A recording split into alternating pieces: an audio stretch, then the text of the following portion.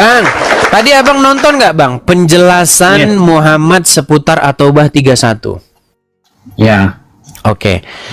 Kan ada nih orang menuhankan seseorang lainnya. Ya.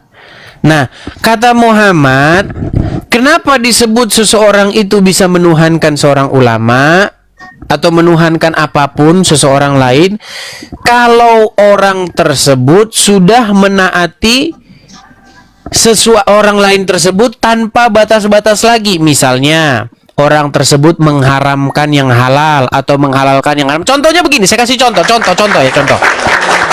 Ini banyak kejadian. Ada ustadz, ulama, oke? Menurut RK bilang. Jangan RK lah, nanti kalau RK itu jangan RK. Gini, ada ustadz, ada ulama, oke? Menurut Al-Quran, bolehkah berzina? Tidak boleh. Tapi kalau ada ulama begini, sesungguhnya zina itu halal, boleh berzina. Makanya akhirnya, mohon maaf nih, akhirnya ustadz tersebut mengajak santriwatinya untuk berbuat yang aneh-aneh. Ya kan? Dibilang, telah maka kamu harus menurunkan celanamu. Karena banyak kejadian seperti itu, ya kan? Ustadz cibul, ya, ustadz banyak sekali. Nah, ketika ada seorang, ini mohon maaf saya nggak bilang ini ya, misalnya ada seorang ustadz, dia menghalalkan itu, dihalalkan, dan pengikut-pengikutnya itu malah ngikutin dia. Betul, kita boleh, udah dihalalkan.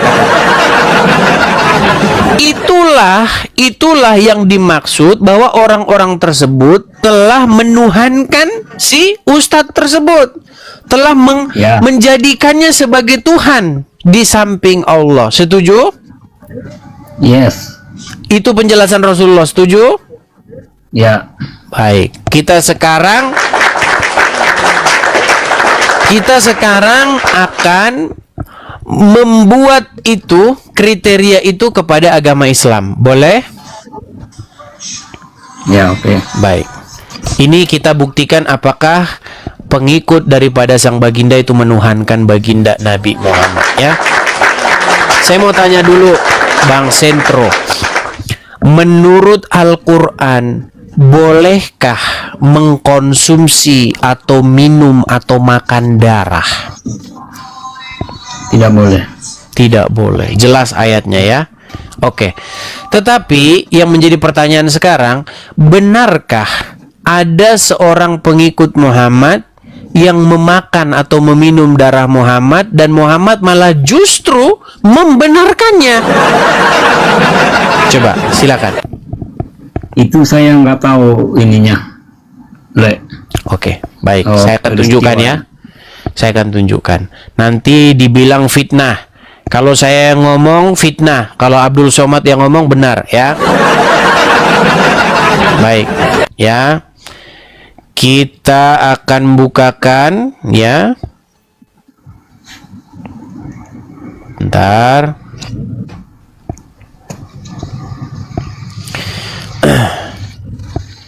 Saya putarkan ya Bang, ya. Tolong Abang dengarkan. Kalau tidak jelas suaranya, tolong nanti Abang kasih tahu.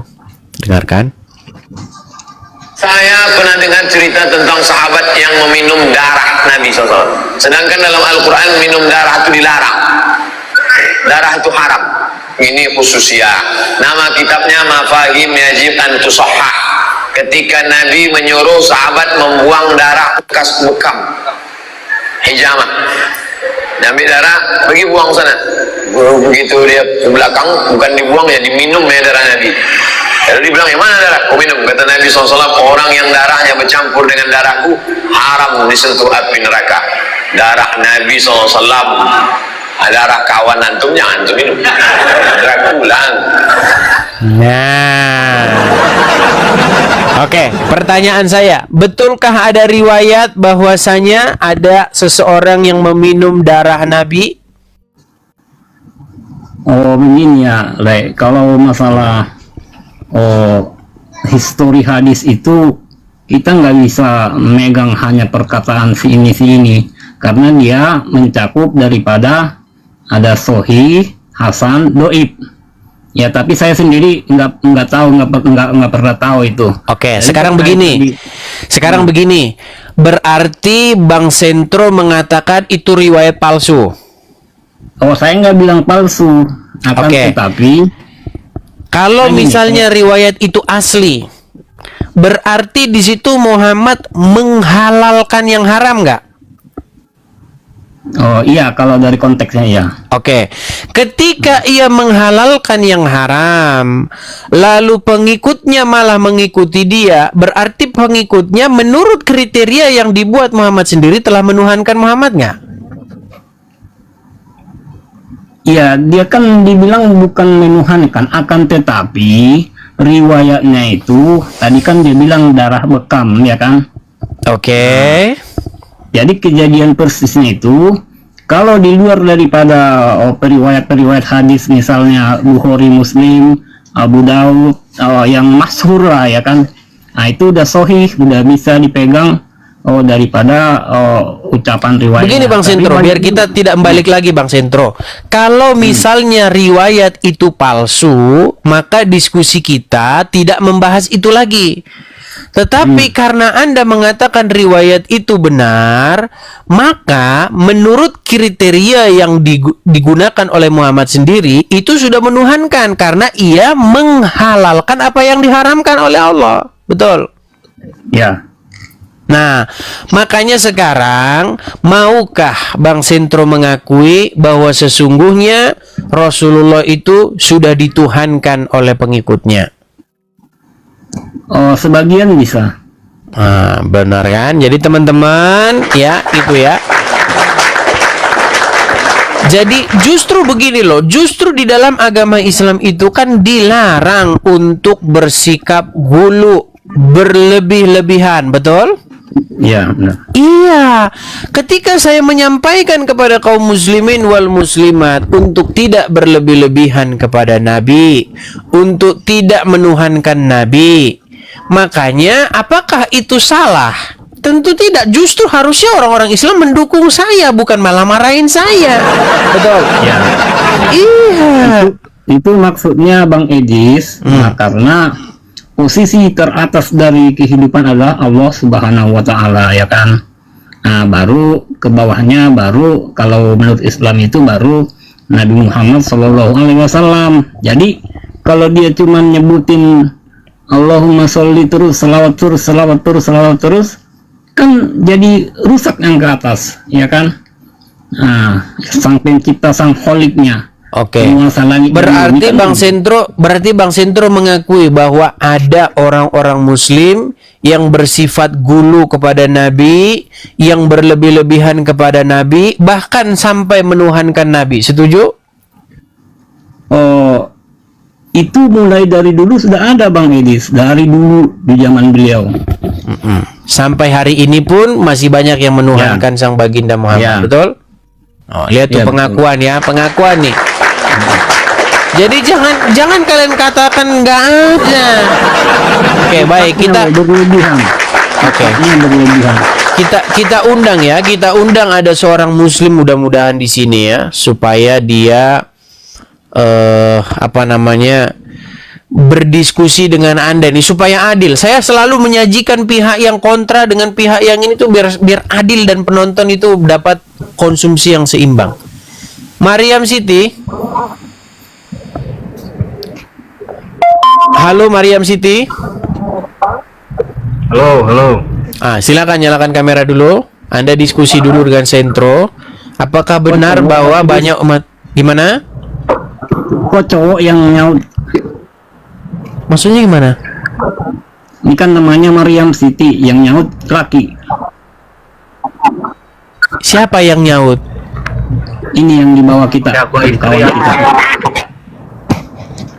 Oh, Oke, Maria, halo. lanjut. Halo Mariam Siti.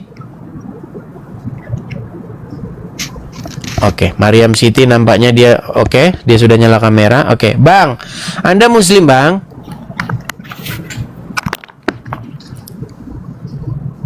Mariam Siti, Anda bisa bicara? Halo? Iya, Anda Muslim. Halo? Oke, kita cari orang yang waras dulu ya Bang Sentro ya. Soalnya banyak orang nggak waras Bang. Jadi sabar Bang ya, sabar. Biasanya Bang yang waras-waras, yang agak sedikit mendingan itu biasanya sepakat dengan saya Bang begitu. Yang nggak waras itu biasanya pada nggak sepakat. Gitu ya, ayo. Kita kasih naik, ada Rudin Khotob. Ya, silakan Rudin Khotob, nyalakan kamera Anda dulu. Guys, tap layar ya guys ya. Rudin Khotob, selamat malam Bang.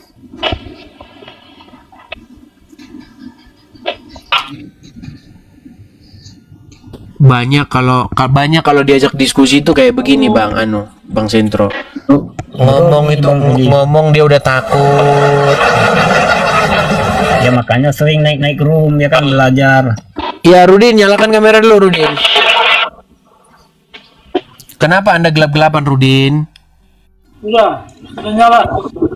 Iya, lampu Anda kemana perginya? Rudin, apa di rumah tidak ada lampu? Imam. Sabar dis, lu manja banget lu. Bukan masalah manja, lu udah berapa kali naik sini? Udah dibilangin aturannya nyala kamera. Ya namanya kondisinya juga di sini memang begitu. Oke, Rudin, kamu sepakat tidak dengan Sentro? Ini Sentro seorang Muslim, atau kamu tes dulu? Jangan-jangan kamu ragu dia Muslim. Ayo silakan. Ya Muslim lah, saya nggak usah dites lagi. Saya percaya kalau dia Muslim. Memangnya ada apa? Lu kira kami ini oten? Oke, begini, begini. Mau domba. Rudin, Sentro berkata bahwa sebagian pengikut Muhammad bahkan sampai hari ini banyak yang menuhankan Muhammad. Definisi menuhankan Muhammad itu yang kayak gimana? Maksudnya membuat Muhammad lebih tinggi dari Allah. Membuat Nabi Muhammad lebih tinggi dari Allah itu. Maksudnya kita berbicara ini Contohnya begini. Ya, Allah mengharamkan darah untuk dikonsumsi atau dimakan atau diminum. Sementara ada sahabat yang meminum darah Nabi, memakan darah Nabi, tetapi sang Nabi itu justru malah membelanya, mengatakan bahwa ia akan masuk surga. Dan orang tersebut, menurut Sentro tadi sudah dikatakan dia menuhankan Muhammad, dan banyak orang zaman sekarang, Muslim sekarang berbuat seperti itu, gulu berlebih-lebih. Silakan. Maksudnya menuhankan ini dalam maksud sebagai Tuhan begitu atau gimana, Dis? Menuhankan Muhammad itu bukan menganggap Muhammad pencipta langit dan bumi. Menuhankan Muhammad bukan berarti menganggap Muhammad adalah sejenis partikel tertentu seperti yang ada di pikirannya bom-bom dan RK. Menuhankan Muhammad artinya membuat dirimu itu dikuasai penuh oleh Muhammad. Membuat kamu itu takluk tunduk kepada Muhammad. Mau Muhammad mengharamkan yang halal kek, mau menghalalkan yang haram, Anda ikuti. Contohnya misalnya, saya mau tanya dulu nih, Rudin, darah itu dilarang tidak diminum atau dikonsumsi di dalam Quran? Kalau di dalam Quran sih setahu saya sih dilarang. Dilarang. Anda tahu tidak bahwa darahnya Muhammad itu diminum oleh pengikutnya? Belum bis. Oke. Ada seorang sahabat yang meminum darah bekas bekamnya Muhammad. Kalau bekam itu kan dibekam itu, disekop itu sampai darahnya keluar. Nah, darah itu diminum. Bukankah darah itu haram? Tetapi kenapa diminum? Nah, berarti menurut penjelasan Muhammad sesuai At-Taubah ayat 31, Kalau ada seseorang yang menghalalkan yang haram atau mengharamkan yang halal, dan orang malah mengikuti hal tersebut, itu menuhankan. Coba. Di mana definisinya menuhankan di situ, Dis? Ini kan cuma framing Anda aja. Baik, saya tunjukkan. Makanya teman-teman, saya sudah bilang berkali-kali, orang yang membantah saya biasanya orang nggak pernah belajar. Saya balikin dulu kamera saya Ya, supaya terus orang yang memerintah kita, yang menyuruh kita, apakah kita menuhankannya? Kan Baik. tidak. Anda baca dulu ini, coba.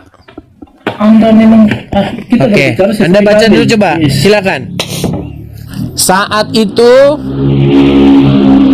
Ya, baca Saat itu Rasulullah sedang membacakan firman-Nya. Mereka menjadikan orang-orang alim dan rahib-rahib mereka sebagai Tuhan selain Allah. Adi melanjutkan kisahnya bahwa ia menjawab, sesungguhnya mereka tidak menyembahnya ya Rasulullah. Rasulullah bersabda, tidak. Sesungguhnya mereka mengharamkan hal yang halal bagi para pengikutnya dan menghalalkan yang haram bagi mereka, lalu mereka pun mengikutinya. Yang demikian itulah ibadah mereka kepada orang-orang alim dan rahib-rahib mereka. Anda percaya dengan Muhammad di sini? Iya, konteksnya menghalalkan yang haram itu, konteksnya di situ berbicara tentang apa, Dis? Menuhankan.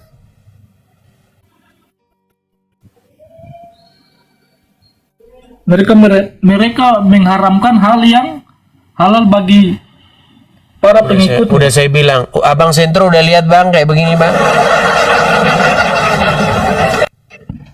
Yes. Di mana di situ kami menuhankan Muhammad, di mana? Saya Cuma tidak bilang di sini kamu Anda aja. menuhankan Muhammad. Di sini ada orang-orang yang menuhankan ulama, betul? Menuhankan ulama itu bukan berarti kami menuhankan seperti Tuhan. Anda salah, itu framing Anda.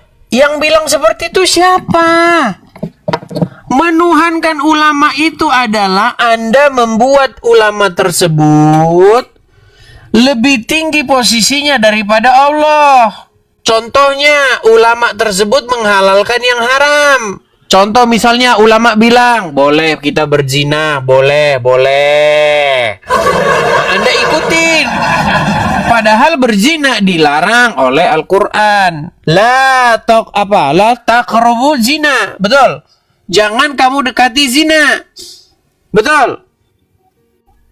Ya, main dekati aja nggak boleh.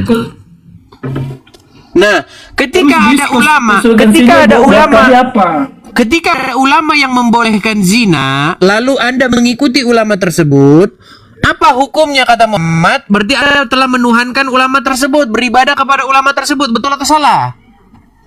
Yang mengikuti di situ kan orang-orang yang tidak beriman. Saya tidak bilang dengar, saya tidak bilang Anda. Kalau ada orang yang menghalalkan zina, kalau ada pondok pesantren misalnya dia halalkan zina, boleh berzina, lalu pengikut-pengikutnya, santri-santrinya, santriwatinya itu mengikuti ulama tersebut, maka menurut Muhammad, santri-santrinya tersebut telah menuhankan ulamanya itu. Itulah ibadah mereka kepada ulamanya. Anda setuju dengan Muhammad tidak? Iya, saya setuju. Tapi gitu, baik. Nah, sekarang saya balik nih kamera saya. Nah, di dalam Al-Quran, benarkah darah itu haram untuk dikonsumsi? Anda sudah mau bawa di premingan lagi. Loh, enggak, ini saya balikan kepada Anda. Sebentar, haram tidak? Dengar. Haram tidak darah dikonsumsi? Haram ya, haram. Oke, kalau misalnya ada orang yang malah menghalalkan minum darah, dan itu kata Muhammad masuk surga, berarti menurut penjelasan Muhammad sendiri, itu sudah menuhankan Muhammad. Setuju? Tidak. Ah, coba silakan. Ini kan standar ganda kalau seperti itu namanya. Coba silakan Bang Sentro. Silakan. Ini standar ganda ini. Silakan. Apa itu? Kan di situ jelas bahwasanya darah itu diharamkan. Tetapi kenapa malah dihalalkan minum darah? Itu kan tadi yang kita bahas awal, Bang. Nah, satu, perawinya ini perlu di cross check atau diteliti kriteria keabsahannya. Satu, karena ulama itu kan tadi yang dibilang Abdul Somad itu adalah pendapat daripada ulama, bisa keliru akan tetapi ada nggak orang kayak gitu? Ada, banyak. Nah, ya kan, nah, kembali ke situ tadi. Nah, jadi masalahnya di sejarah pengungkapan daripada hadis tersebut itu bisa dia kategori ke doib ataupun mutawatir atau lemah gitu, Bang Edis. Oke, berarti hadis itu palsu. Setidaknya walaupun tidak palsu, lemah setidaknya. Kalau dia kategori lemah, nggak bisa dibikin hujah. Oke, berarti itu kabar bohong. Walaupun dia, makanya kan saya bilang diteliti dalam konteks peristiwa apa dia itu dulu bicara seperti itu, ya kan? Oke, berarti Di apakah sini, itu riwayat boleh bohong? saya bertanya sama kamu. Kamu siapa, Rudin? Dis. Begini. Silakan, Rudin. Kalau Silakan. menurut kamu definisi Tuhan itu menuhankan itu, definisi Tuhan dan Tuhan itu apa? Menuhankan sama menuhankan itu sama. Tuhan, definisi Tuhan dan Tuhan itu apa menurut kamu? Karena kamu tadi kan mengatakan bahwa kami menuhankan Nabi Muhammad. Iya, karena kalian membuat diri kalian takluk, tunduk, dikuasai oleh Muhammad.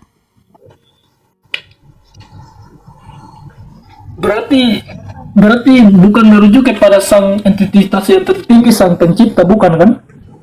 Ya tentu bukan. Emang menuhankan itu apa? Menuhankan itu yaitu, ada nggak orang menuhankan setan? Ada nggak orang menyembah setan? Iya. Begini Dis, kamu Sebentar, saya tanya dulu. Ada nggak orang menuhankan Tuhan setan? dan Tuhan kan sama. Hah? Ada nggak orang menuhankan setan? Ada. Ya iya. Ketika menuhankan setan berarti ngapain itu? Ya itu kan konsepnya kan di lain, bukan di umat muslim. Kan umat muslim ya menyembah kepada Allah Tuhannya. Jadi ada nggak orang muslim yang dia itu hanya muslim KTP saja? Ya ada. Ada nggak dia yang menjadi penyembah berhala, menyembah setan? Menyembah setan itu mengikuti setan atau Iya, gimana? diskusi sama pohon kelapa sana. Iya, sama pohon kelapa sana diskusinya. Ya berat kayak gitu. Ya, seperti itulah ya. Tapi Bang Sentro, intinya begini Bang, yang mau saya sampaikan begini. Sebenarnya kalau kita mau jujur-jujuran Bang Sentro, Anda pilih dulu ini Bang Sentro, apakah Anda menerima riwayat itu atau tidak? Kalau misalnya Anda menerima riwayat itu, kesimpulannya harus tadi sesuai dengan penjelasan Muhammad, menuhankan. Kecuali Anda mengatakan bahwa riwayat itu palsu. Begitu. Dan sebenarnya contoh-contohnya masih banyak loh Bang Sentro. Saya kasih contoh. Ini contoh yang sering saya katakan nih. Nggak usah tambah-tambah yang lain. Yang ini saja udah cukup sebenarnya. Menurut Al-Quran boleh nggak sih bohong itu? Nggak boleh. Nggak boleh. Bahkan dikatakan orang yang berbohong itu tanda-tanda bahwa dia itu tidak beriman. Setuju? Ya, munafik ya. Oke. Sementara di dalam hadis, di dalam Sahih Bukhari dikatakan bahwa tidaklah berdusta orang kecuali orang yang berdusta di dalam 3 hal, atau boleh berdusta kecuali di dalam 3 hal. Salah satunya adalah berdustanya seorang suami kepada istri atau istri kepada suami demi keutuhan rumah tangga. Betul tidak? Kayaknya nggak betul itu Bang Edis. Yang boleh itu peperangan, yang kedua pembunuhan terancam. Terus Nah itu. yang ketiga? Yang satu lagi, oh pokoknya bukan itu. Yang satu lagi. Boleh abang cek. Iya, boleh. Yang ketiga itu adalah berdustanya seorang suami kepada istri atau istri kepada suami. Dalam hal Dalam urusan. dalam hal untuk kebaikan rumah tangga. contoh. Contohnya, kalau abang kawin lagi, boleh bohong sama istri, nggak kawin lagi. Gimana malah ketawa dia? Hah? Sedeng itu Bang. Sedeng. Kok sedih? Yang ketiga itu sedeng ada tapi saya lupa. Ada satu lagi memang. Bang, betul bang, kok dibilang aduh. Kita ikutin dulu. Kita ikutin dulu gayanya Rudi. Aduh. Ya, itu. Aduh. Ah, itu. Baik, bentar. Saya tampilkan ya, boleh? Boleh. Oke, saya tampilkan ya.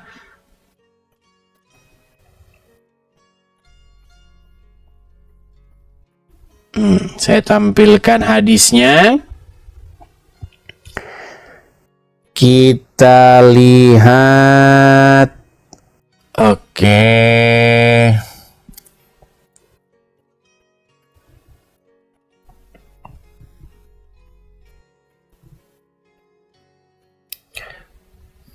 Saya balikan ya kamera saya bang ya. Oke.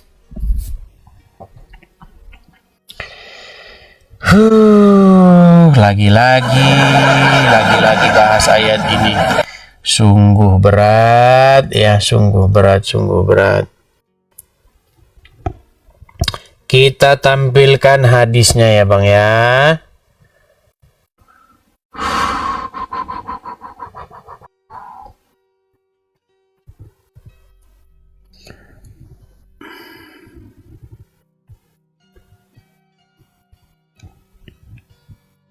Oke. Saya hilangkan dulu efeknya. Kelihatan bang? Tidaklah termasuk bohong jika seseorang berbohong untuk mendamaikan di antara manusia. Dia mengatakan suatu perkataan yang tidaklah dia maksudkan kecuali hanya untuk mengadakan perdamaian atau pembaikan. Seseorang yang berkata bohong dalam peperangan, dan seorang suami yang berkata kepada istri dan istri yang berkata kepada suami. Jangan bilang abang bilang saya fitnah. Di sini tidak fitnah saya bang. Saya itu kalau ngomong selalu ada dasarnya. Bahkan saya pernah mengatakan kalau ada seorang yang bisa membuktikan saya bohong ketika dalam diskusi-diskusi begini, saya terjun dari Monas. Kejauhan bang ke Monas. Oke, benar atau tidak bahwasanya menurut Muhammad boleh suami istri berbohong? Istri bohong kepada suami, suami bohong kepada istri? Itu termasuk bang. Yang tadi itu tuh benar ya, dalam kategori hal mendamaikan, ya itu dia. Iya betul itu bang. Bang, menurut Al-Quran haram tidak berbohong. Ya haram. Menurut Nabi boleh tidak berbohong dalam hal tertentu. Ya itu emergency ya boleh. Berarti sang Nabi telah menghalalkan yang diharamkan oleh Allah, betul? Iya itu hukum awalnya, akan tetapi itu namanya darurat Bang Edis. Betul. Berat. Nah, itulah Kang. Itulah nggak fair itu Bang Edis. Bang Sentro, begini bang. Kata Nabi sendiri kepada Adi Ibnu Hatim, kalau ada ulama yang mengharamkan yang halal atau menghalalkan yang haram, lalu para pengikutnya itu taat kepada ulama tersebut, itulah penyembahan mereka kepada ulama, itulah ibadah mereka kepada ulama, itulah penuhanan mereka kepada ulama, betul? Ya.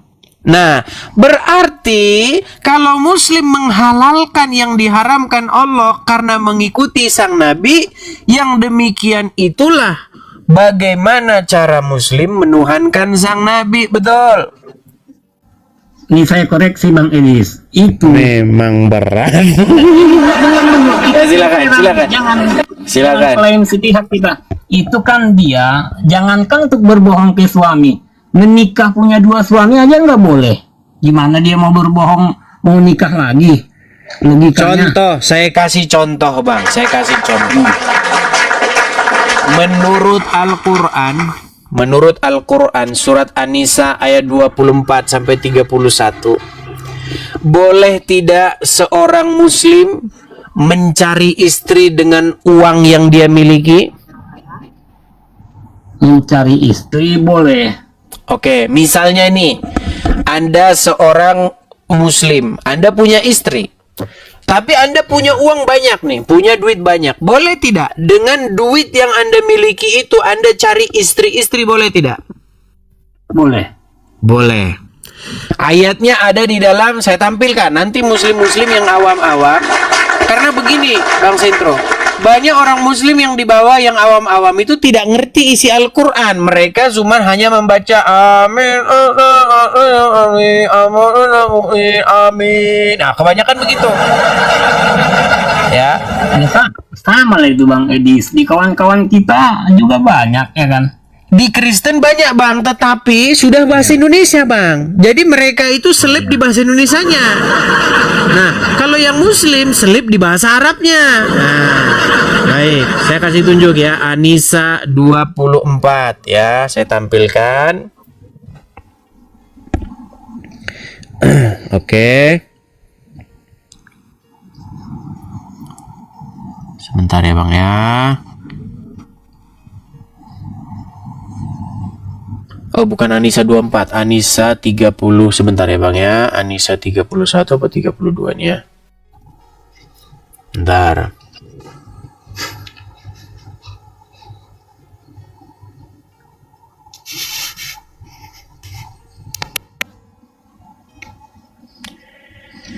Itu ada di dalam An-Nisa. Oh, benar An-Nisa 24. Oke. Kita tampilkan di sini ya. Oke. Artinya, dan diharamkan juga kamu mengawini wanita yang bersuami kecuali budak-budak yang kamu miliki. Allah telah menetapkan hukum itu sebagai ketetapan ketetapannya atasmu.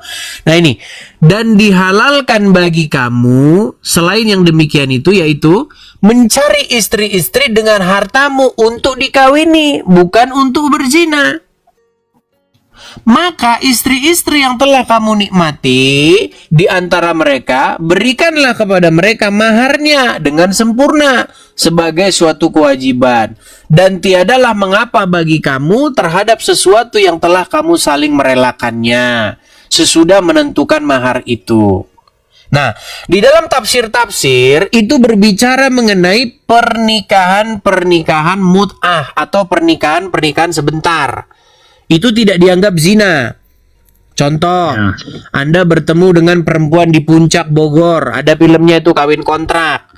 Anda lihat perempuan cantik, Anda kuberikan kepadamu mahar 10 juta untuk kawin selama 5 hari dibayar tunai. Sah. Betul? Betul? Ada. Ya. Oke, baik. Sekarang kita lanjutkan kembali. Begini. Kalau misalnya Anda memiliki istri di rumah, oke? Lalu Anda pergi meninggalkan rumah dan mendapati seorang perempuan cantik. Boleh tidak Anda nikahi perempuan cantik itu menurut agama Islam dengan mahar tertentu? Boleh. Boleh. Nah, bagaimana kalau istri Anda nelpon? Papa kawin lagi nggak? Apa kira-kira jawaban Anda? kepada istri Anda. Boleh nggak berbohong di situ? Iya, ini saya urai ke belakang ya Bang Edi. Silakan. Sebenarnya, nah, ada pun di ayat lain, nikahilah wanita-wanita baik-baik, 2, 3 atau 4. Nah, akan tetapi kita diawasin, harus bisa beradil. Nggak perlu izin istri. Nggak perlu. Kalau minta izin, mana ada yang mau izin Bang? Nah, makanya ketika keadaan tertentu seperti itu, mau nikah lagi istri tidak kasih, tetapi Anda nikah diam-diam, nikah siri. Tetapi istri nanya, "Papa, apakah papa itu di sana nikah lagi?" Jawabannya tentu tidak. Karena kalau Anda jawab iya, kalau Anda bilang iya, bisa-bisa istri dan anak-anak di rumah kompak minum racun tikus. Nah, pertanyaan saya kepada Anda, bolehkah Anda berdusta di situ? Oh, nggak boleh. Kan Astaga. Lalu apa tadi keringanan dari, kan sudah ada sabdanya dari sang Nabi, boleh berdusta kecuali di dalam 3 hal. Itu nggak termasuk istri-istri itu. Yang termasuk mendamaikan orang di dalam keadaan perang. Jadi orang yang nyawanya terancam mau dibunuh orang. Oke. Ya gitu. Nah, Yang ketiga apa? Yang ketiga apa? Nggak ada. Yang ketiga? Tadi kan saya bilang keadaan perang. Dalam keadaan perang. Oke, 1. Terus? Yang kedua, mendamaikan 2 yang bermusuhan. 2 yang bermusuhan. Terus yang ketiga? Yang ketiga tadi apa ya? Udah keseringan jadi. Bang, yang ketiga, bohongnya suami kepada istri atau istri. Bukan. Ini yang ketiga. Astaga, ini loh, Bang. Saya tampilkan. Yang ketiga ini, yang orang mau menyelamatkan orang yang mau dibunuh. Itu sama dengan mendamaikan orang yang sedang bertikai itu. Kita tampilin aja lah ayatnya dah. Kita tampilin lah ini. Harus saya balik-balik lagi nih Bang. Saya kadang-kadang ini heran ya. Orang muslim ini udah dikasih tahu hadisnya. Makasih Bang Jo. Ini loh Bang. Coba ya saya tampilkan kembali ya Bang ya. Aduh. Makanya Bang, abang yang baca dah. Jangan saya yang baca. Yuk silakan yuk. Silakan. Ini hadisnya Bang, kelihatan? Ini hadisnya Rasulullah SAW mengatakan, ada tertulis di mana? Hadis riwayat Abu Daud nomor 4921. Banyak nih Bang, bukan cuma hadis riwayat Abu Daud. Sahih Muslim, Sahih Bukhari, berceceran nih hadisnya. Oke. Apa di sini dikatakan? Yang ketiga, seorang suami yang berkata kepada istri dan istri yang berkata kepada suami. Boleh Bang. Udah diringankan oleh sang Nabi. Kenapa Anda susahkan diri Anda? Nikmat mana lagi kah yang kamu dustakan, Bang Sentro? Coba, apakah benar ini? Berdustanya kalau orang istri kepada suami? Kalau pokoknya saya kali itu nggak termasuk, karena gini. Betul, karena begini. Menikah kalau laki-laki ke perempuan ke istri tak perlu minta izin. Iya, tak perlu minta izin. Cuman gini, setelah menikah tanpa izin, istri kan tidak tahu kalau Anda sudah punya istri lain, betul?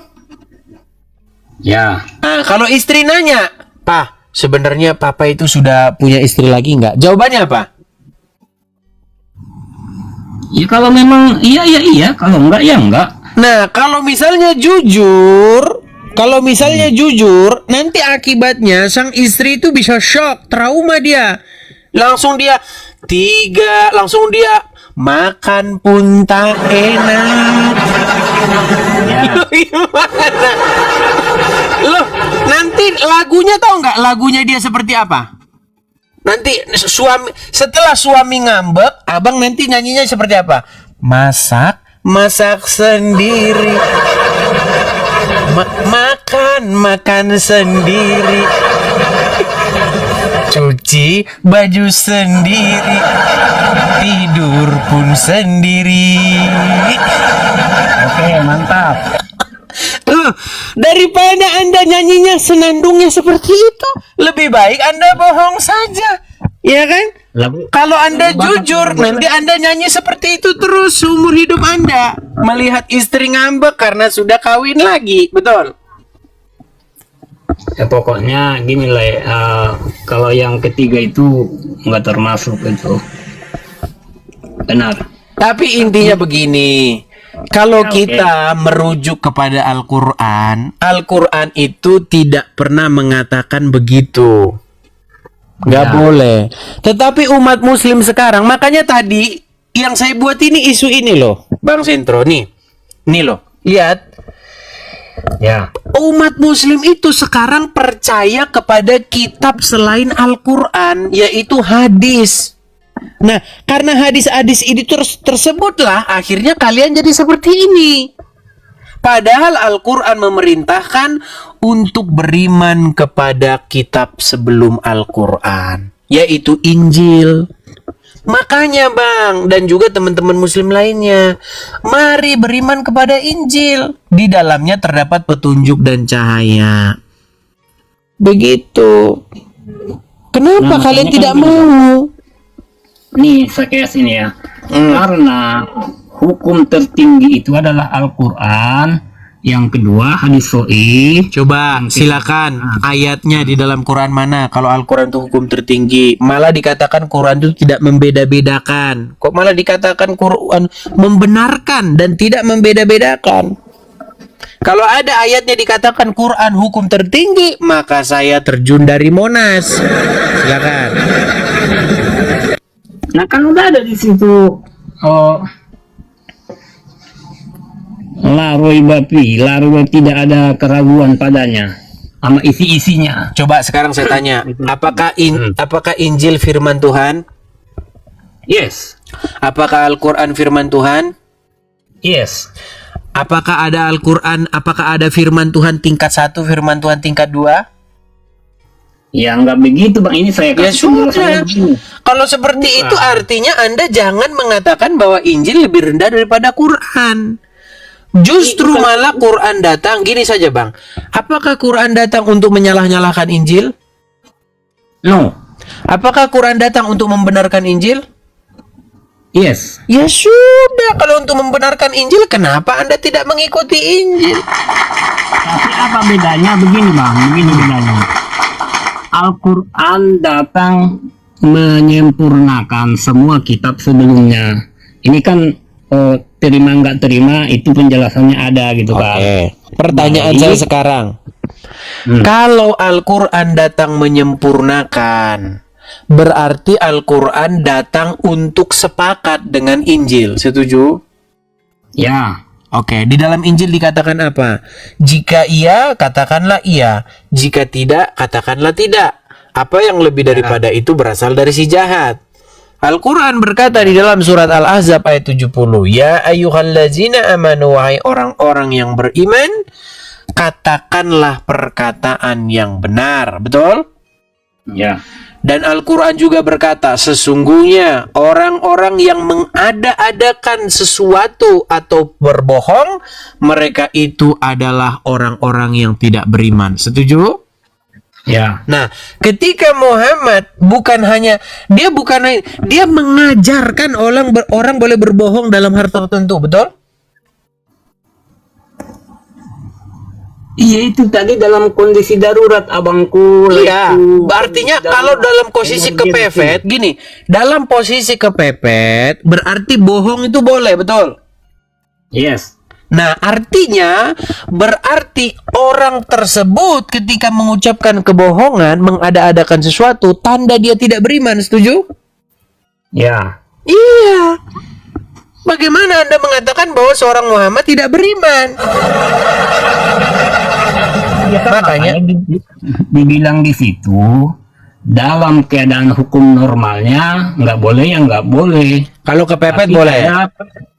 Bukan kepepet pengecualian darurat ya pasti ada lah. Iya, makanya kalau darurat boleh. Jadi misalnya begini Bang, makan babi haram, kepepet halal, betul? Itu memang iya. Contohnya, Oke. abang di pulau apa tuh nggak ada kehidupan di situ kan, nggak ada makanan, nggak ada apa. Nemunya cuman ular, babi, Halal. yang haram-haram itu kan. Nah, jadi boleh ketimbang kita nggak makan apa-apa. Baik. Nah, itulah. Enak ya. Nikmat mana lagi yang kau dustakan ini? Mantap. Pantesan bom-bom ada Rudi Yohanes ada niatan musik dari. Baik. Sebentar, Bang. Misalnya gini, nih Bang Idris, saya Oke, bilang silakan. ini perumpamaan. Misalnya kita di Kepulauan Mentawai lah, pedalaman Mentawai atau Kalimantan sana, nggak ada lagi situ makanan halal. Udah kita berusaha cari-cari, nggak ada ikan, nggak ada domba, nggak ada sapi, nggak ada semuanya gitu kan. Yang ada cuman Babi. lebong atau yang lainnya. Ya Hantam. boleh. Hantam. Ya baik. Oke, misal nih, pokoknya kalau kefefet boleh saudara ya. Barulah nikmat. Memang ya. Jalan-jalan ke satu tempat tidak ada sapi dan yang halal. Nah, sekarang begini nih, Bang. Maka makan babi, wasya Allah nikmat, betul. Loh, berarti kalau kita tidak menemukan makanan yang halal, adanya yang haram, adanya babi, maka babi tersebut boleh dimakan, betul? Yes. Masya Allah. Baik. Misalnya gini Bang Edi, kita Nah. udah pergi nih, udah lelah, udah capek, ini udah lemas, nyari misalnya ikan atau nyari domba, kambing, rusa gitu kan. Nah, tapi dia udah habis semua tenaga kita, usaha kita maksimal, tapi dia nggak ada. Ada cuman yang tadi itu. Nah, itulah daruratnya. Oke, Itu, Bang. baiklah ya. Berarti memang kalau kefefet memang boleh. Tapi begini, Bang. Saya yakin bahwa apa yang Anda katakan itu benar. Begini, sesungguhnya Allah itu akan mengampuni segala dosa apapun, kecuali dosa menyekutukan Dia. Setuju? Ya, sirik. Oke, berarti mau zina, mau makan bebong, mau nyolong, korupsi, masuk surga. Yang penting tidak menyembah selain Allah. Setuju? Yes. Nikmat mana lagi yang kau dustakan? Ya, sungguh nikmat. Ada penjelasannya Bang Edi. Gimana penjelasannya, Bang? Penjelasannya, kita tetap dianjurkan atau disuruh meminta ampun agar supaya dosa kita kehapus. Karena apa? Jangan kita pikir di akhirat itu sama dengan kayak dunia. Tapi Ya begini, Bang. Kalau Anda meminta ampun, Anda bertaubat nasuha, tidak ada jaminan masuk surga. Kalau Ya, gini, kalau- sepanjang, coba dibantah ya, Bang ya. Gini, Bang. Sepanjang yang saya baca di dalam agama Islam, orang yang bertaubat, bahkan taubat nasuha, tidak dijamin bahwa dia akan diampuni. Itu tertulis di dalam Quran, surat At-Tahrim ayat ke-8. Saya bacakan ya. Surat At-Tahrim ayat ke-8. Saya bacakan At-Tahrim 8 ya, Bang ya. Saya balik dulu kamera saya.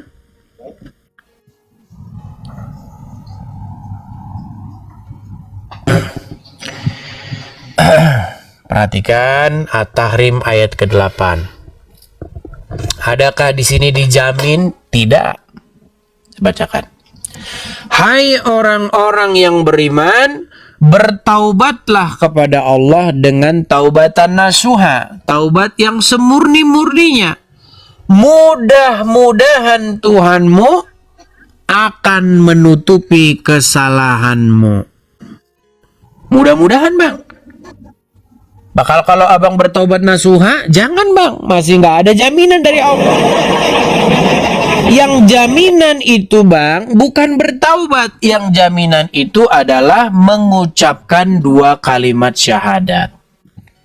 Nah, kalau mengucapkan 2 kalimat syahadat, Bang, itu dijamin langsung surga. Mau saya putarkan videonya, Bang? Boleh, boleh. Baik, saya putarkan ya videonya ya. Perhatikan. Durasi aman nih, durasi. Aman, aman, aman. Ya, nih ya. Perhatikan, saya putarkan ya, Bang ya. Nih.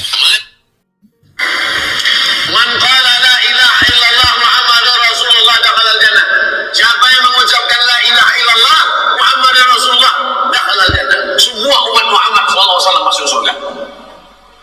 Nabi yang mengatakan, datang sahabat bertanya, wa in zana, wa in sarak, bagaimana kalau dia berzina? Bagaimana kalau dia mencuri? Kata Nabi, wa in zana, wa in sarak, dia berzina, dia mencuri, tetap masuk surga. Berzina, pencuri, masuk surga. Nah, justru kalau berzina, mencuri, masuk surga. Tetapi barang siapa yang bertaubat nasuha, belum tentu. Masih mudah-mudahan, Bang, begitu. Makanya Bang, justru kalau Anda bertaubat, Anda masih mudah-mudahan. Tetapi kalau Anda jelas-jelas mengucapkan kalimat syahadat, masuk surga. Makanya benar itu ayat dalam Al-Quran. Allah akan mengampuni semua dosa, kecuali dosa syirik. Itulah enaknya Islam, Bang. Yang penting nyembah Allah. Anda bikin dosa apapun akan diampuni. Setuju?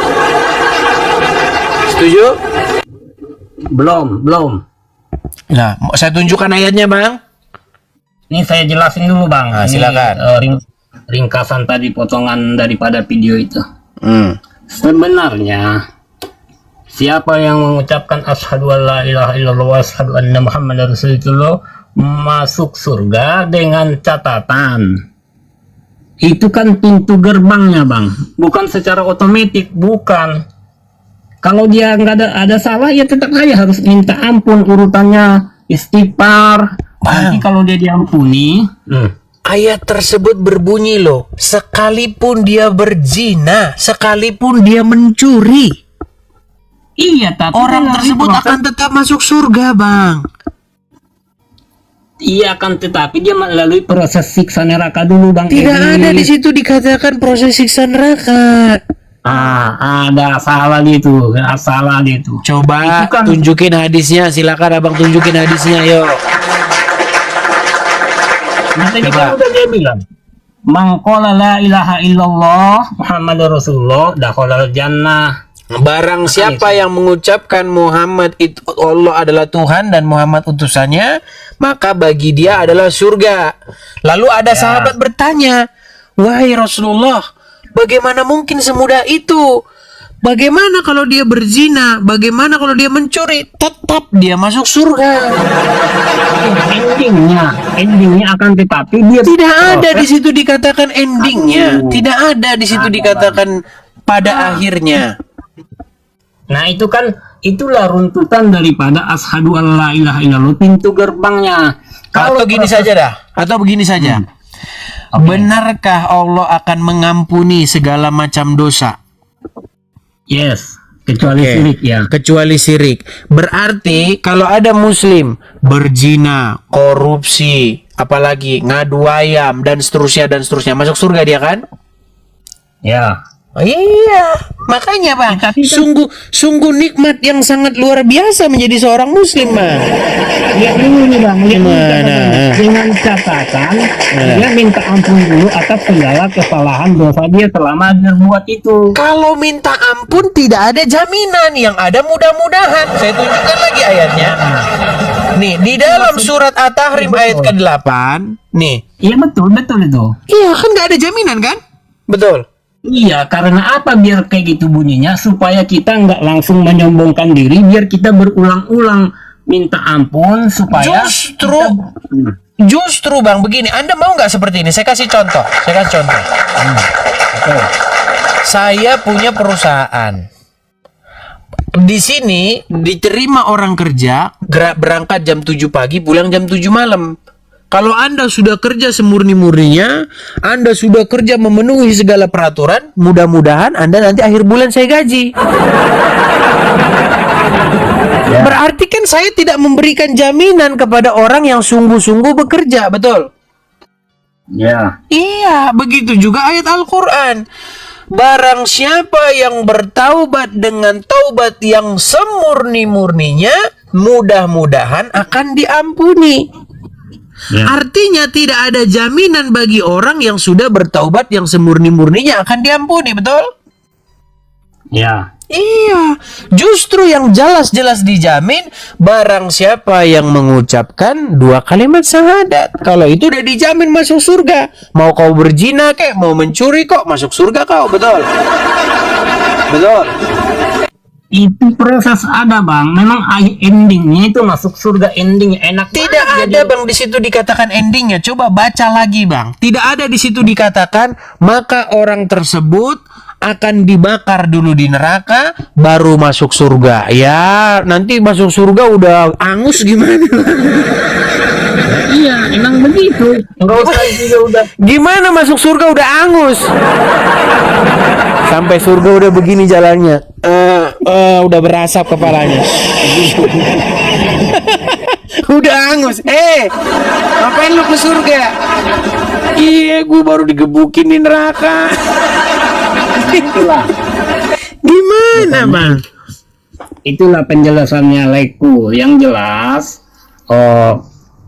syahadat itu pintu gerbang awal daripada Islam, ya kan? Nah, baru runtutan ke bawahnya yaitu, nah, kalau kita punya salah ya minta ampun, supaya kita dapat ampunan. Kenapa? Kita disuruh berulang-ulang supaya kita nggak takabur. Tapi begini bang, ini terakhir nih, ini terakhir. Kalau saya belajar agama Islam itu bang, memang saya itu memang akhirnya tidak jadi masuk Islam bang. Ya, gini. Saya kasih Anda satu hadis yang mengatakan begini, bahwa sesungguhnya segala sesuatu itu sudah ditakdirkan oleh Allah, betul? Ya. Jadi kalau ada orang Islam berzina, itu sudah ketetapan Allah nggak? Sudah takdir Allah nggak? Bukan. Tadi katanya sudah ditakdirkan, gimana? Itu kelakuan dia, Bang Edis. Kelakuan malah takdir beda. Oke. Apa itu takdir atau qadarullah? Takdir adalah apa yang sudah digariskan oleh Allah Subhanahu wa taala terhadap diri seseorang sewaktu masih di alam kandungan. Oke. Bahkan Bang dikatakan 50.000 tahun Bang, dikatakan 50.000 tahun sebelum penciptaan langit dan bumi. Saya tidak tahu dari mana Muhammad dapat 50.000 tahun ya. Gini. 50.000 tahun sebelum penciptaan langit dan bumi, Allah itu sudah menuliskan, sudah menetapkan takdir apa yang akan terjadi. Setuju? Ya. Bahkan Anda ini nanti Anda keluar rumah jam berapa, Anda nanti ke sini terus Anda, itu semua sudah dituliskan oleh Allah, betul? Secara garis besarnya Bang, ini misalnya nih yang disebutin ya. Kematian, jodoh, rezeki. Saya tampilkan saja hadisnya biar abang tidak bisa menolak ya bang ya. Kalau misalnya abang begitu ngarang bang, jodoh rezeki, nggak ada dibilang jodoh rezeki bang, semua. Iya betul, itu ada juga akan tetapi nggak termasuk sebuah kategori takdir. Karena apa? Perbuatan kita yang maksiat itu bukan takdir, itu hawa nafsu, birahi. Kembali tadi ke awal tadi bilang itu semacam apa namanya itu, selangkangan apalah, kancut lah apalah, itu kan mana ada takdir di situ. Saya akan tunjukkan ya, saya akan tunjukkan hadisnya bahwa segala sesuatu itu sudah tertulis nih bang ya. Nih bang, saya bacakan ya dari sini ya. Takdir manusia sudah tertulis di Lauhul Mahfudz 50.000 tahun sebelum penciptaan langit dan bumi. Tertulis di dalam hadis riwayat Muslim. Ya. Dikatakan bahwa Allah telah menulis takdir seluruh makhluk hidup 50.000 tahun sebelum makhluk hidup tersebut diciptakan. Berarti sudah ditentukan nggak takdirnya? Iya, akan Oke. tapi gini Bang. Kalau sudah ditentukan, berarti Anda nanti keluar rumah jam segini. Nanti Anda bangun jam segini. Sudah ditakdirkan Allah nggak? Iya, tapi yang paling apa itu? Enggak, maksudnya jangan secara- tapi dulu Bang. Sudah ditentukan nggak itu sama Allah? Sudah ditulis nggak itu dalam Lauhul Mahfuz? Nanti Anda jam 5 keluar dari pintu. Nanti kaki Anda tersandung di situ. Lalu nanti Anda ke situ ngelihat cewek cantik. Setelah ngelihat cewek cantik ngobrol-ngobrol, lalu ngajak berzina. Betul tidak? Itu semua sudah ditakdirkan? Itu bukan takdir Bang, itu hawa nafsu syahwat namanya, itu birahi. Loh, terus takdir apa? Terus takdir itu apa? Apa pengertian takdir? Coba tanya. Pengertian takdir apa? Udah saya bilang, ketetapan yang Allah tuliskan terhadap Seseorang. diri seseorang atau ciptaan yang lain Oke. semenjak tadi itu dibilangkan. Oke, berarti segala sesuatu sudah ditetapkan oleh Allah, betul? Iya, Ya tapi sudah. bukan Termasuk nanti Anda makan apa? Nanti Anda ketemu di sana, mampir-mampir ke pasar, ada jagung. Nah, nanti Anda beli jagung dan Anda rebus, Anda makan jagung. Sudah ditakdirkan oleh Allah, begitu, betul? Iya, Nah, akan iya. tetapi begini, perbedaannya begini Bang Edis. Perbedaannya. Gimana? Jadi dibedakan takdir, hawa nafsu, perilaku manusia sendiri, bahkan yang digoda-goda setan, ya kan? Yang kedua, takdir itu bisa dirubah dengan usaha dan doa. Contoh, materi, ya kan? Kalau kita ngandalin takdir, ngapain kita kerja capek-capek? Takdirnya kaya, ya udah kaya. Akan tetapi Iya, bisa dirubah dengan justru itulah Bang tidak masuknya ajaran qadarullah itu. Tapi ya sudahlah Bang, karena berhubung kita juga sudah ini kayaknya HP saya sudah mulai ngedrop ini. Karena saya lagi siap. pindah ruangan ini. Besok kita lanjut lagi Bang ya. Oke, jangan bosan-bosan, Le. Oke, makasih ya. Saya turunkan ya. Thank you. Sehat-sehat, Le. Ya, semoga pesan saya begini, Lai. Pesan saya semoga Anda menerima apa yang saya sampaikan, yaitu untuk percaya kepada Injil. Dan di dalam Injil tersebutlah Yesus berkata, "Akulah jalan dan kebenaran dan hidup." Nah, kalau Abang mengikuti Tuhan Yesus, pasti Abang akan berada di jalan yang lurus. Nah, sementara kalau Abang mengikut Muhammad, Abang nanti masih minta-minta ditunjukkan jalan yang lurus. Oke, saya turunkan dulu. Selamat. Ya, besok lagi. Nanti kalau ditangkap-tangkap lagi nggak kelar-kelar. Besok lagi. Nanti nggak kelar-kelar ya. Tadi katanya Abang punya Alkitab, punya Al-Quran. Ini lagi mencari. Coba nyalakan, Bang. Kameranya nyalakan dulu, Bang. Tadi kan saya bilang sama Abang, kalaupun Anda punya Al-Quran, pastilah Anda tidak pernah membacanya, begitu. Ini terbukti dari Abang nyari surat At-Taubah ayat 31 aja nggak ketemu-ketemu. Tahukah Abang At-Taubah itu di surat keberapa? Nggak tahu. Banyak orang bilang katanya suka mengeluarkan statement-statement yang ngasal, padahal statement saya itu benar semuanya. Saya bantu ya Bang ya. Surat At-Taubah itu adalah surat nomor 9 Bang. Silakan, surat nomor 9. Ya, Oke, ayatnya yang ke-31. ayatnya yang ke-31. 31.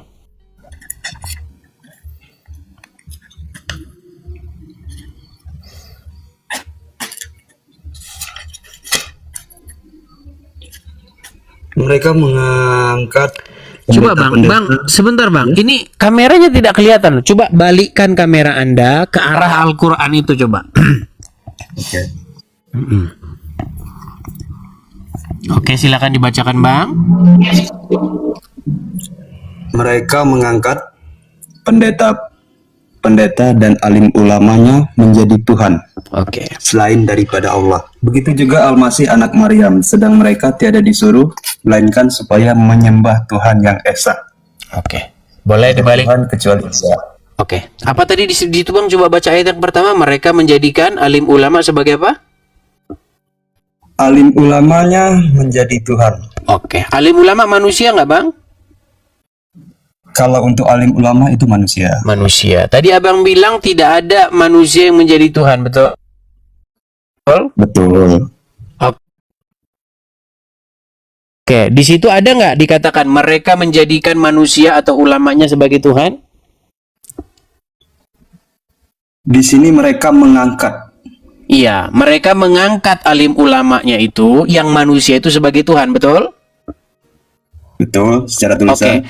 Berarti siapa Tuhan mereka? Ya kalau Tuhan ya tetaplah yang esa dong. Kan di sini ada menyembah Tuhan yang esa. Saya ulang lagi ya, saya ulang lagi. Mereka mengangkat atau menjadikan alim ulamanya itu sebagai Tuhan. Berarti Tuhannya mereka siapa? Yang disebut mereka ini bukan Muslim, Bang ya. Saya tidak bilang itu Muslim, Bang. Saya tidak Ya. bilang itu orang A, orang B, orang Melayu, orang, saya nggak bilang itu. Dikatakan mereka itu manusia bukan? Ya, manusia. Oke. Mereka mengangkat atau menjadikan alim ulama sebagai Tuhan. Begitu nggak bunyi teksnya? Secara teks ya, tapi itu masih koma, Bang ya, masih koma. Oke.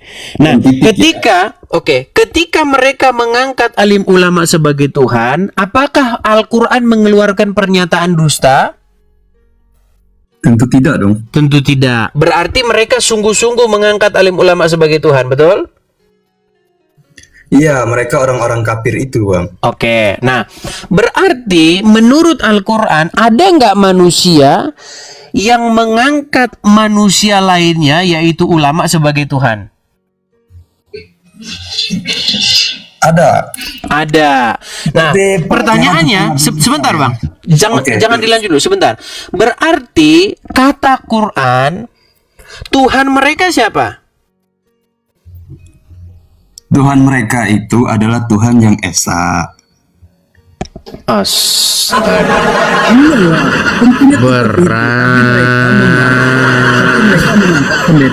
Makanya teman-teman ya, makanya ngomong sama mereka ini memang agak berat.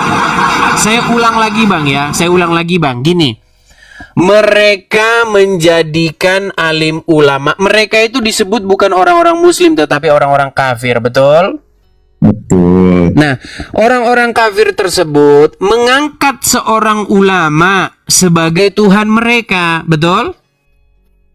Betul. Nah, artinya mereka melakukan kebenaran atau kesalahan? Ya jelas salah lah mereka itu. Oke, berarti siapa Tuhan mereka?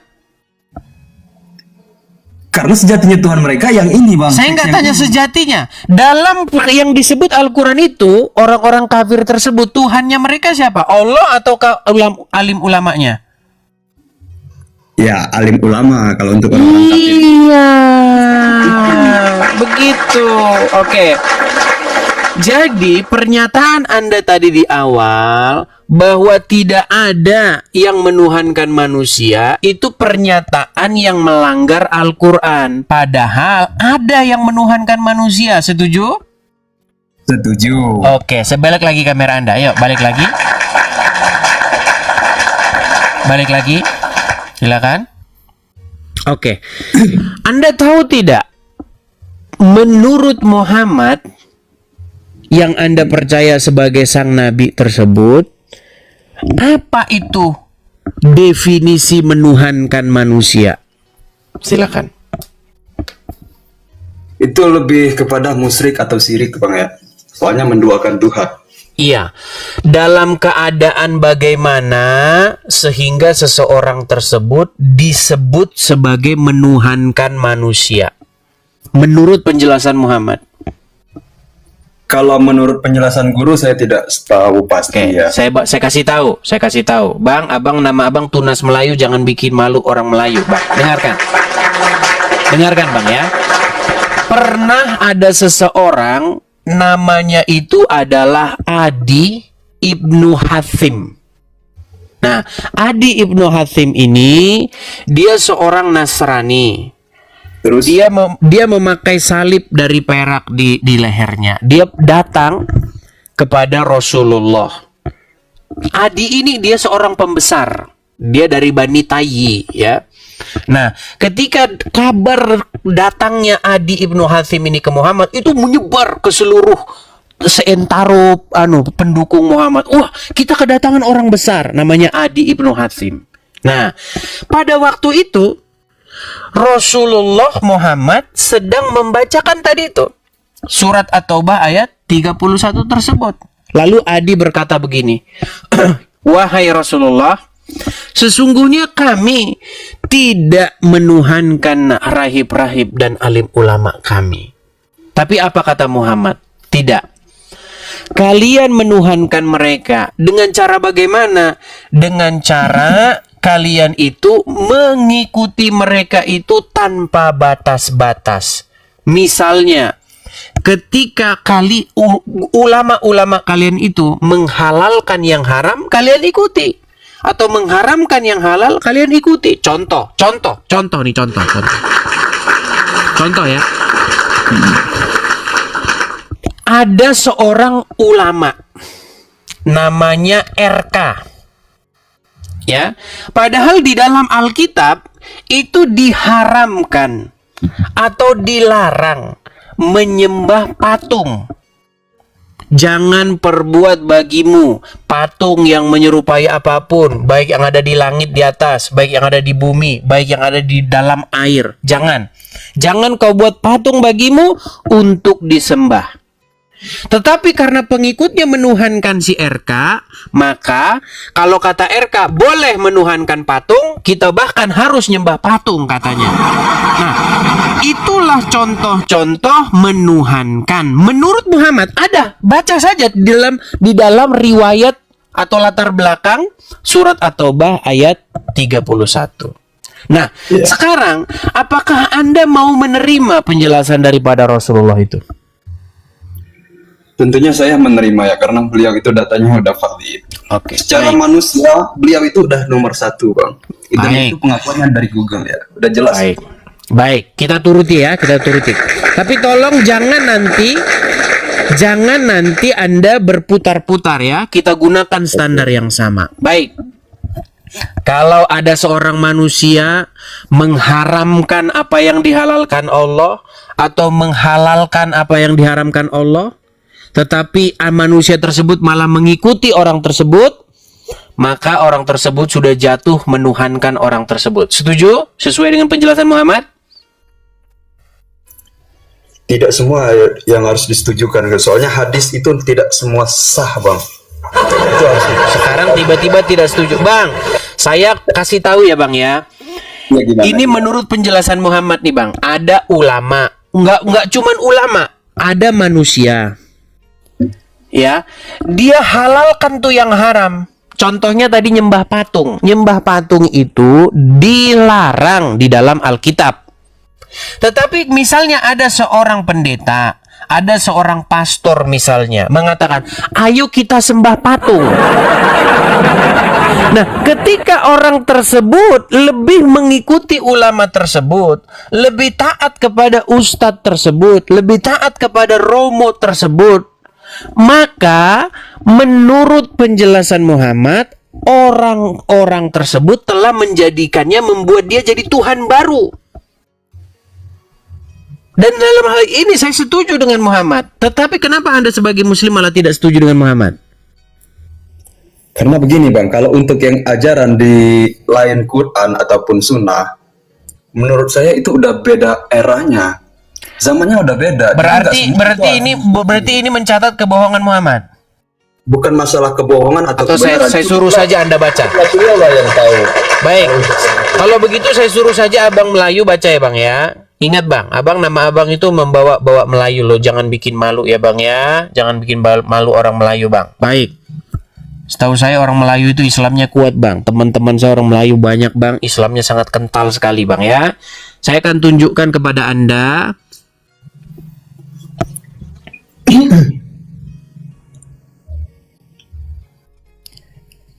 Sebentar ya. Saya tunjukkan. Itu terdapat di dalam... Nih bang ya. Tafsir. Tafsir lagi abang. Kenapa harus dibawa tafsir? Berarti abang nggak percaya sama tafsir sekarang? Bukan nggak percaya. Kalau untuk Quran itu dia emang boleh ditafsir. Ini Tapi untuk ini tafsir sebenarnya itu bukan tidak ini bisa sebenarnya dipercaya. bukan bicara tafsir bang. Ini berbicara tentang ada peristiwa yang terjadi di balik peristiwa tersebut bang. Bedakan tafsir dengan peristiwa yang terjadi yang menyertai di belakangnya. Oke? Boleh saya bacakan? Cerita berarti. Yang abang Edis bahas ini tentang cerita. Iya. Berarti cerita ini cerita bohong betul? Coba lihat dulu. Oke, baik ya. Ini perihal surat At-Taubah ayat 31. Nih. Ya, kelihatan ya? At-Taubah 31. Nih. Imam Ahmad, Imam At-Tirmizi, dan Imam Ibnu Jarir telah meriwayatkan melalui berbagai jalur dari Adi Ibnu Hatim yang menceritakan bahwa ketika sampai kepadanya dakwah dari Rasulullah, ia lari ke negeri Syam. Sejak zaman jahiliyah, ia telah masuk agama Nasrani. Kemudian saudara perempuannya ditahan bersama sejumlah orang dari kaumnya. Lalu Rasulullah menganugerahkan kebebasan kepada saudara perempuan Adi bin Hatim dan memberinya hadiah. Saudara perempuan Adi bin Hatim kembali kepada saudara lelakinya dan menganjurkannya untuk masuk Islam dan menghadap kepada Rasulullah. Akhirnya Adi datang ke Madinah. Dia adalah pemimpin kaumnya, yaitu kabilah Tayyi, ya, yang sangat terkenal kedermawanannya. Maka orang-orang Madinah ramai-ramai membicarakan kedatangan Adi bin Hatim tersebut. Adi masuk menemui Rasulullah, sedang pada leher Adi itu tergantung salib yang terbuat dari perak. Ini yang saya utarakan tadi bang, ya. Masalahnya Anda kan nggak pernah tahu ini. Kan sudah saya bilang, saya nggak pernah ketemu orang Islam yang lebih ngerti Islam daripada saya. Ya. Baik, saya lanjutkan lagi. Saat itu, perhatikan, saat itu, ini bukan tafsir ya, tapi cerita di belakang ayat ini. Saat itu Rasulullah sedang membacakan firman-Nya. Mereka menjadikan orang-orang alim dan rahib-rahib mereka sebagai Tuhan selain Allah. Adi melanjutkan kisahnya bahwa ia menjawab, sesungguhnya mereka tidak menyembahnya Rasulullah. Tetapi Rasulullah menjawab, tidak. Sesungguhnya mereka mengharamkan hal yang halal bagi para pengikutnya dan menghalalkan yang haram bagi mereka, lalu mereka mengikutinya. Yang demikian itulah ibadah mereka kepada orang-orang alim dan rahib-rahib mereka. Apakah Anda ingin membantah Muhammad di sini?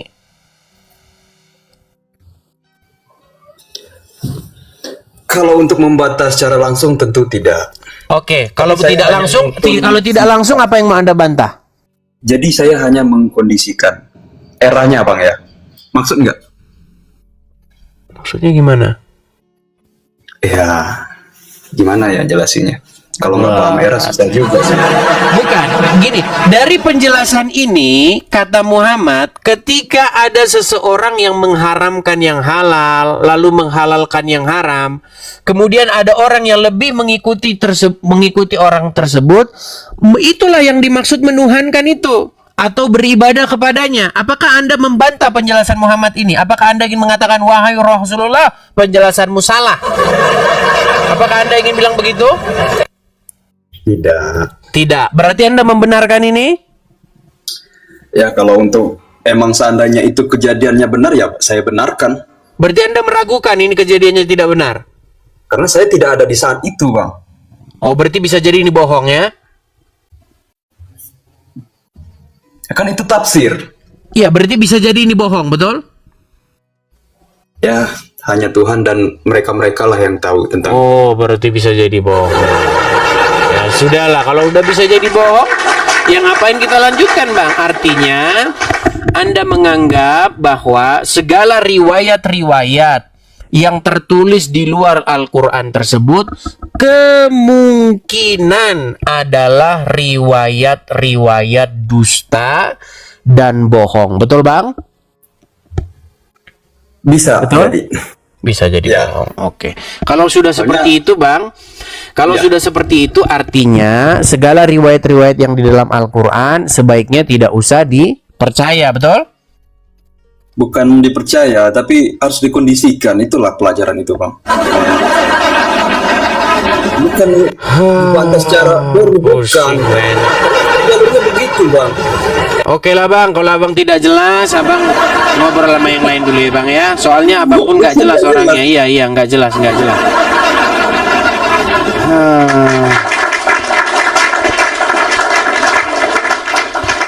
Tahu nggak kenapa seperti itu, teman-teman? Karena begini, mereka ini kalau misalnya saya balikkan begitu, benarkah mereka mengharamkan yang halal atau menghalalkan yang haram? Nah, nanti di situ kena akhirnya.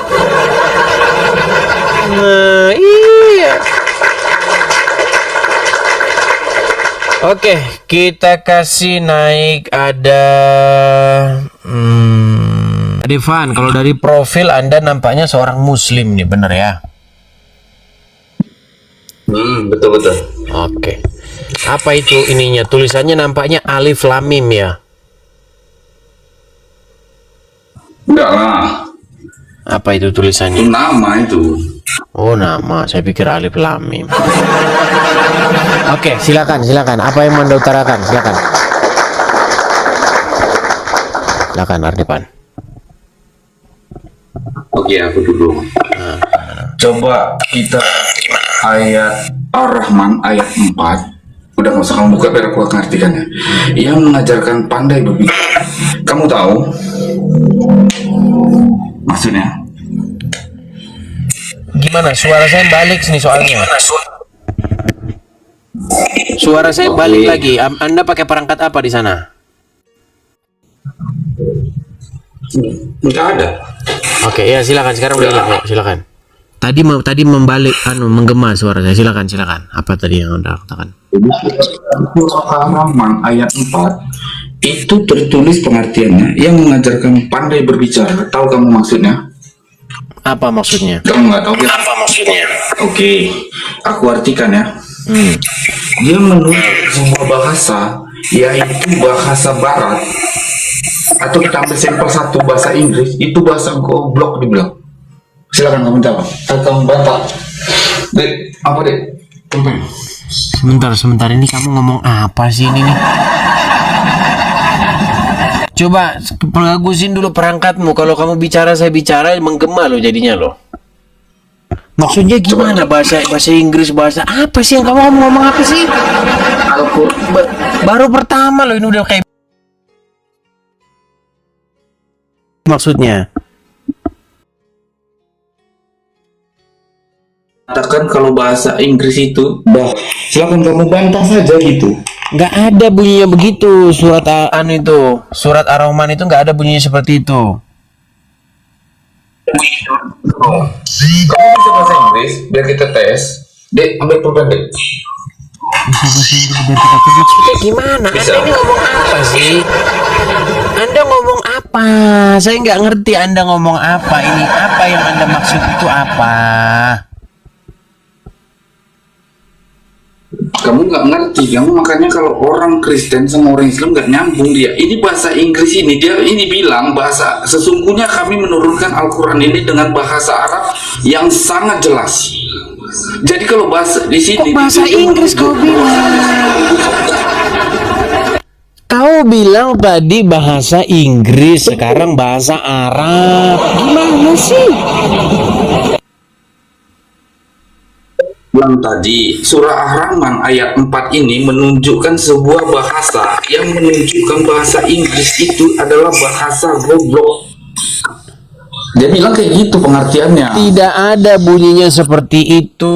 Dia bilang bahwasanya sesungguhnya kami turunkan Al-Quran ini dalam bahasa Arab yang jelas. Iya, itu benar di ayat itu. Di ayat Terus kenapa kamu bilang dalam ayat bahasa Inggris ya? 4, dia bilang Terus kenapa kamu bilang pakai bahasa Inggris? Itu pengertian dari ayat Ar-Rahman ayat 4 itu. Bukan begitu bahasa Inggris. pengertiannya. Salah. Kamu ngarang bebas kalau pengertiannya seperti itu. Suaramu tidak terdengar. Sekarang saya tunjukkan pengertian ayat apa Ar-Rahman itu mau. Bukan begitu pengertiannya. Salah kamu. Oh, gimana? Nah, kamu dengerin ya. Yusuf bahasa Inggrisnya apa? Yusuf bahasa Inggrisnya. Nah, kalau orang Bukan Yusuf bahasa Inggrisnya. Itu bukan bahasa Inggrisnya.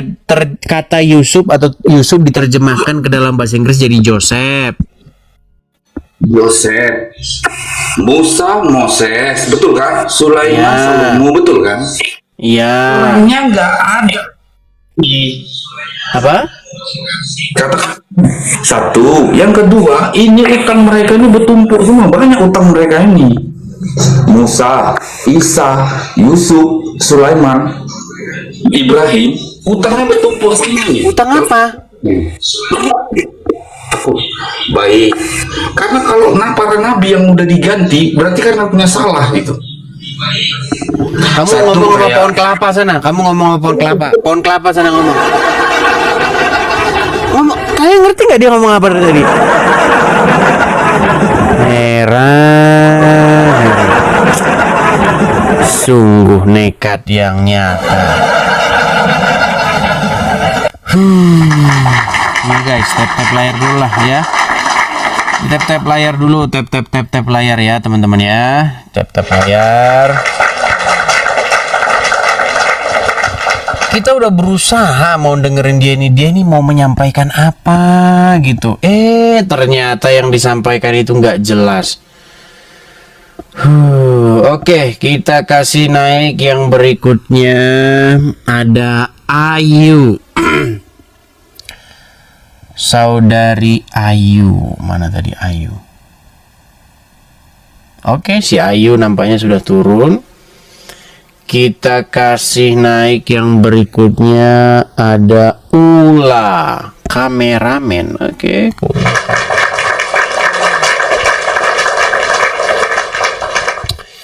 Ya, selamat malam saudara Ula, kameramen.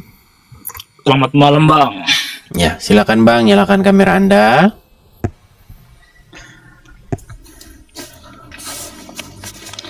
Halo, Bang. Ya, Assalamualaikum. halo. Waalaikumsalam. Silakan Bang. Abang kalau bisa cari tempat yang bagus dulu Bang, biar kelihatan Bang wajah Abang di mana begitu. Pakai baju dulu, Bang, sebentar. Ya, silakan. Halo, Bang. Ya, Mau bertanya, halo, Bang. Silakan. Abang Muslim? Muslim. Oke, silakan Bang. Muslim, Bang. Apa pertanyaan Anda?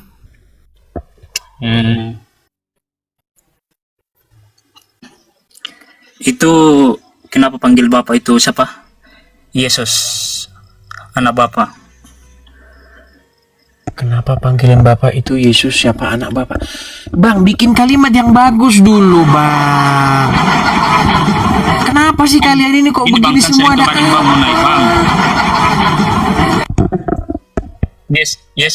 Yesus itu kan tidak punya bapak, tapi dia diciptakan dari Allah. Nggak ada Bang yang seperti itu dalam Alkitab Bang. Tidak ada kata Allah dalam Alkitab Bang. Allah itu adanya cuma di dalam agama Anda. Tapi begini, kenapa dibilang panggil bapak? Emang bapaknya? Kenapa dibilang panggil Bapak? Kenapa dibilang panggil Bapak? Yesus, Emang? kenapa? Yesus. Kalian ini ada apa sih kalian ini? Gini loh, kalau buat pertanyaan tuh begini, kenapa Yesus memanggil Elohim sebagai Bapa? Gitu maksud pertanyaan Anda? Ya. Bikin pertanyaan yang bagus aja nggak bisa. Baik, pertanyaan yang bagus. Begini Bang, ketika Yesus memanggil Elohim sebagai Bapa, itu bukan berarti Elohim itu punya istri, ya. Lalu dia kawin dengan istrinya, lalu lahirlah Yesus. Bukan seperti itu. Bapa, panggilan Bapa itu bukan hanya Yesus saja yang memanggil Bapa. Kami pun juga memanggil Bapa. Dalam doa diajarkan oleh Tuhan Yesus, jikalau engkau berdoa katakanlah, Bapa kami yang di sorga, dikuduskanlah namamu, dan seterusnya dan seterusnya. Nah, panggilan Bapa itu menunjukkan suatu relasi atau hubungan, begitu. Saya kasih contoh. Anda punya anak? Belum, sementara proses. Oke. Nah, ketika nanti Anda punya anak, secara naluriah, ya, Anda akan mengasihi anak Anda nggak?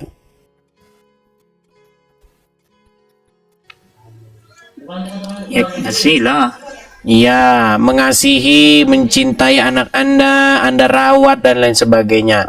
Nah, hubungan kita dengan dia pun, ya, dengan Tuhan Elohim, itu juga seperti itu, seperti hubungan antara anak dengan bapa, seperti itu.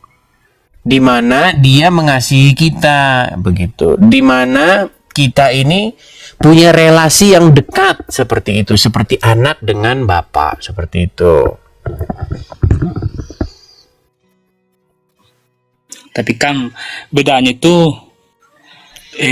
bedakan itu Bapak yang bikin, yang tidak bikin, dia bedakan yang bikin dengan ciptaan. Bedakan Bapak Enggak. yang bikin. Maksudnya gimana? Kamu sehari-hari pakai bahasa apa di rumah? Coba. Kamu asalmu dari mana? Sebentar, saya tanya, asalmu dari mana? Dari Sulawesi bang, Sorry, Sulawesi mana? Sulawesi Barat.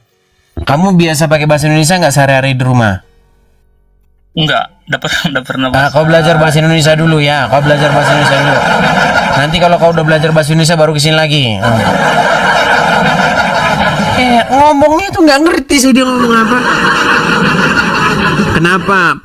Kenapa Yesus itu yang Bapak itu kenapa panggil? Apa sih?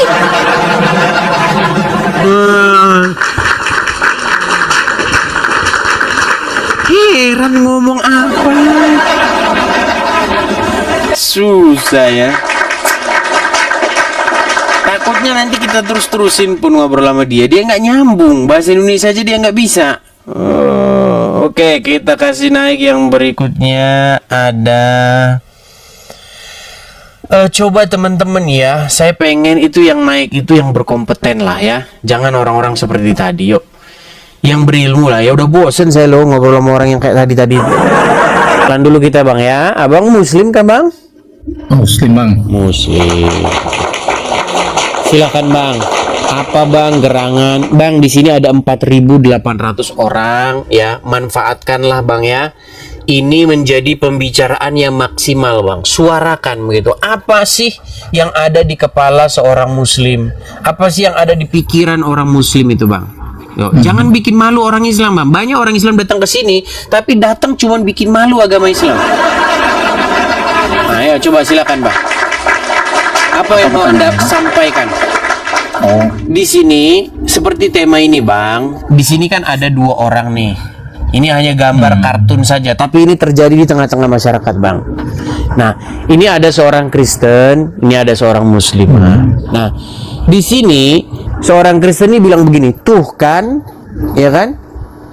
Di dalam, coba abang bisa baca kelihatan? Apa katanya bang? Tuh kan kamu disuruh beriman pada Injil. Terus perempuan Muslimnya ngomong gimana? Iya kok, saya baru tahu. Iya, betul bang, ya betul kan? Coba saya tanya sama Anda, betul atau salah bang bahwa Anda itu disuruh beriman kepada Injil? Betul. Betul. Di rumah Anda ada Injil? Ada. Ada. Mana coba? Ayo kasih tunjuk mana coba. Ayo bang, coba balikin kameranya. Saya masih di luar ini bang. Oh, masih di luar. Oke. Baik, tapi masalahnya begini Bang, karena itu tidak bisa dibuktikan, ya itu kita masih anggap sebagai ya ngaku-ngaku. Begini Bang, selama saya pergi ke rumah orang-orang Islam, ya Bang ya, kadang waktu lebaran main di ruang tamunya, di depannya ada Al-Quran, di lemarinya dipajang Al-Quran, kitab hadis, di dapurnya, di lemari rak belajarnya adanya Al-Quran dan hadis. Saya nggak pernah ketemu Injil Bang. Nah, makanya kenapa ini terjadi seperti itu Bang? Kenapa kalian disuruh beriman kepada Injil tetapi kalian malah tidak mau? Silakan Bang. Silakan. Itu tergantung orangnya sih bang, itu perspektif sih. Kalau orang itu dia mau belajar, pengen mencari perspektif yang lain seperti itu, tidak mau menggunakan kacamata kuda seperti itu kan, pengen mendapat insight yang lain gitu, ya pengen belajar lah, pasti mereka punya ya minimal ya yang online lah, versi online gitu. Oke, ketika Anda mempelajari Injil, apa yang Anda dapat di dalam itu? Apakah bersesuaian dengan Al-Quran? Kadang-kadang itu ada, ya itu seperti diagram Venn bang ya. Kadang-kadang dia ada singgungannya itu ada, kadang juga dia ada berseberangan ada. Tapi ya itu tadi kan, kalau kita lengkapi itu kita punya semuanya, lalu kita pelajari ya minimal ya kita baca lah itu kan. Ya itu tergantung keyakinan kita masing-masing. Jadi di ujungnya gitu ya minimal berarti Anda sudah membaca aja. Berarti Anda sudah membaca keduanya? Sepintas bang, bukan di artinya menguasai ya, tapi ya baca-baca aja gitu. Baru sepintas. Yang bagian mana yang Anda sudah baca? Kalau saya itu di Injil itu satu ayat sih yang bisa saya jadikan dalam hidup itu kan kita punya visi misi ya enggak, benar enggak Bang? Ya, yang bagian mana di dalam kajian perbandingan itu yang mana yang visi misi yang Anda... itu visi itu kan tujuan ya. Nah, tujuannya itu kan hidup bahagia gitu kan, sehat, kaya, kalau bisa akhirat surga gitu kan. Itu kan tujuan, visi kan. Misinya itu saya sempat tertegun itu pada Matius ayat berapa itu ya, ayat 22 apa itu yang apa isinya di situ dikatakan, ketuklah maka pintu akan terbuka, memintalah maka akan diberikan, carilah maka kau akan menemukan. Nah itu saya jadikan misi dalam hidup saya, bahwa kalau kita ingin sesuatu tuh ya kita meminta gitu, berdoa ya. Oke. Terserah apapun Tuhannya. Cuman begini, ya kita itu ingin sesuatu itu kita berusaha gitu, kita cari, kita menemukan. Kita mau duit ya kita bekerja, kita mau apa kita cari ya gitu.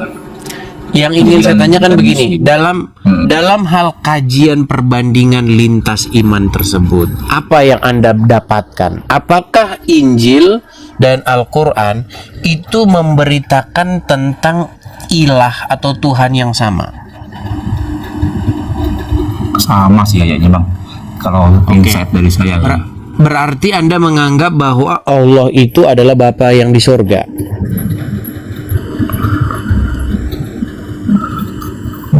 Kalau itu Bapa yang di surga, iya. Oke, berarti Allah katanya Bapa yang di surga. Itu Bang, tapi begini Bang, itu kan perspektif ya, perspektif bagi dari mana kita ngambil sudutnya gitu.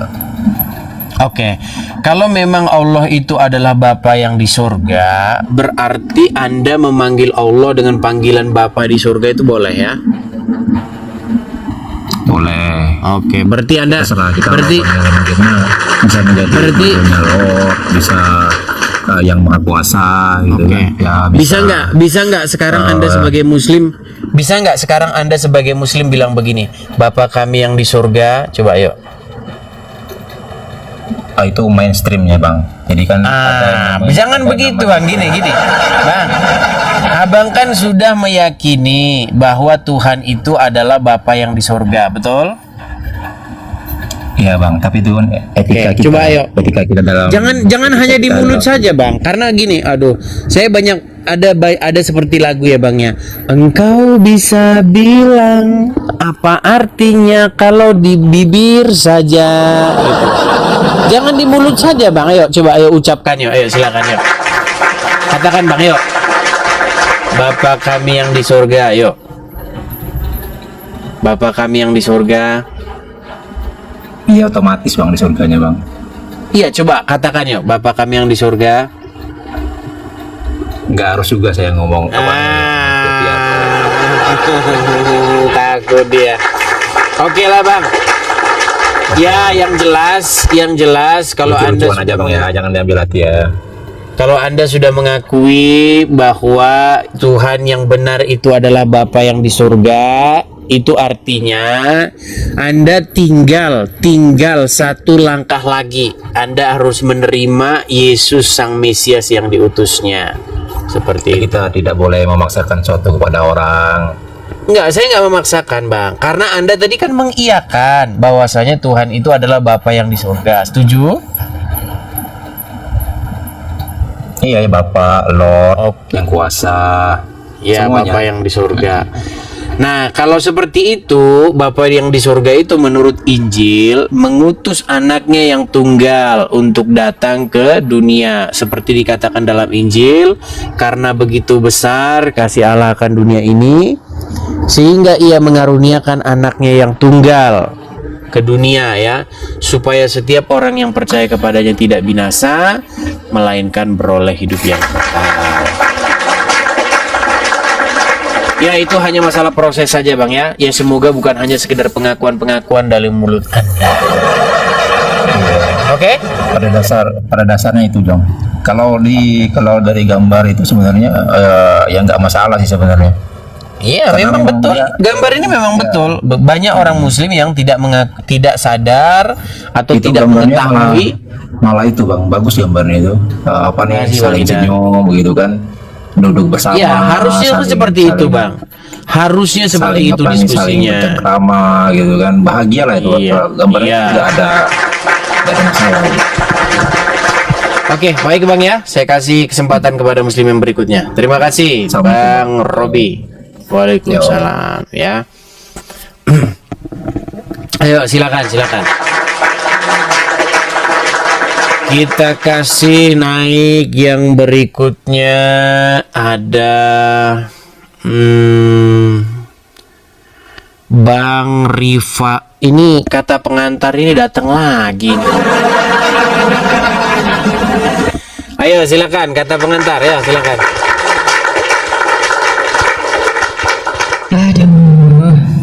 Hadis. Besar sekali suaramu, Bro. Silakan kata pengantar. Tadi saya nunggu dari bawah, kok nggak naik-naikkan? Takut ya? Ya kan antri. Kan antri dulu gimana? Iya, oke baik. Bagus temamu. Tepuk tangan dulu buat tema kau, bagus. Nah, silakan. Gimana? Oke. Anda seorang muslim ya, kata pengantar ya. Iya dong, masa kafir ah. Bentar, bentar. Saya ini dulu sebentar ya, Dis ya. Teman-teman yang dibawa yang muslim, kalau naik itu jangan ngucapin salam. Nggak boleh, Bang. Kan bener kan udah saya bilang kan. Jangan ngucap. Bener nggak? Silakan.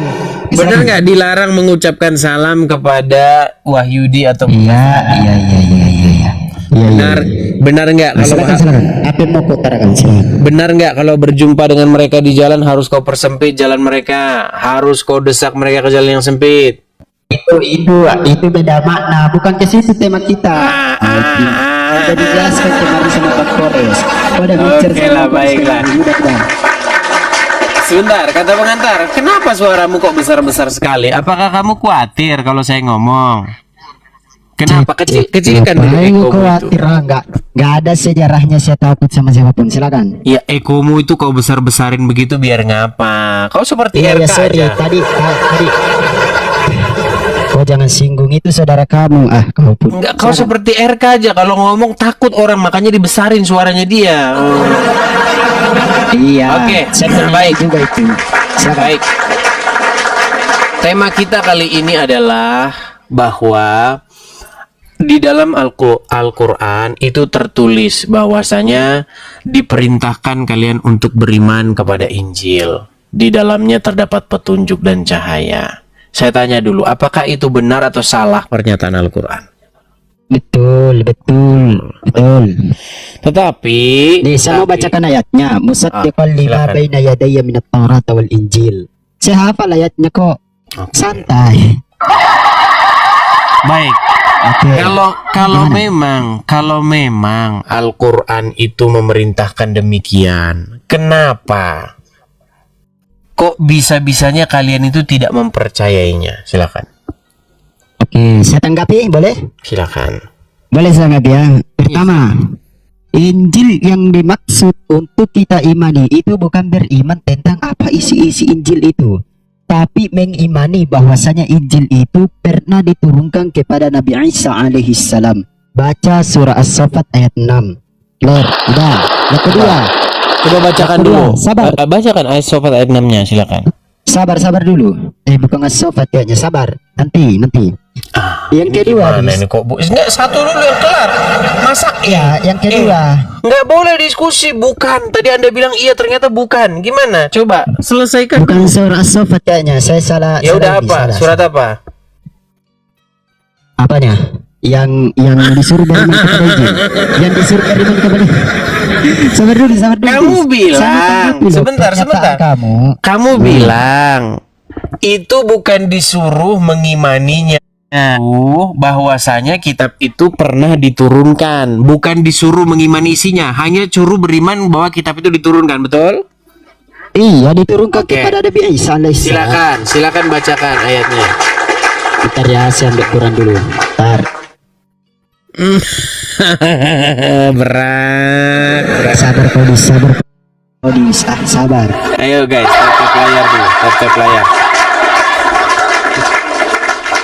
Bayangin teman-teman ya, yang muslim yang dewasa, yang ustadz itu sudah KO semua ini, tinggal yang kanak-kanak begini ya. Iya. Apa-apa Iya, lah, baik, ya, nggak apa-apa. Miss. Soalnya Ya. yang besar-besar sudah pada KO gimana? Nah, silakan. Iya. Silakan. Saya nggak bisa kau blokin saya. Silakan. Bentar. bacakan. Aduh, pakai fisik pula kita. Seandainya saya punya HP 1 boleh lah, tapi ini ya mungkin agak lama prosesnya ini kalau kita cari gitu loh. Oke, jadi tidak ada ya ayatnya ya? Bukan nggak ada. Mana Nggak ada. ayatnya? Ada. Mana ayatnya? Mana? Makanya itu dia, karena perangkapku cuma satu. Saya pakai Quran begini. Saya kalau cari ngeles. ini lama. Ya udah cari. Dia lari. Lari. Dia yang lari ya, nggak ada saya turunkan ya. Saya nggak turunkan loh. Teman-teman, saya tidak pernah menurunkan dia. Dia sendiri yang lari. Ya, ayo kita teruskan kembali. Kita kasih naik ada sebentar ya. Rahman Nasution. Oke, Rahman NST. Mana tadi Rahman?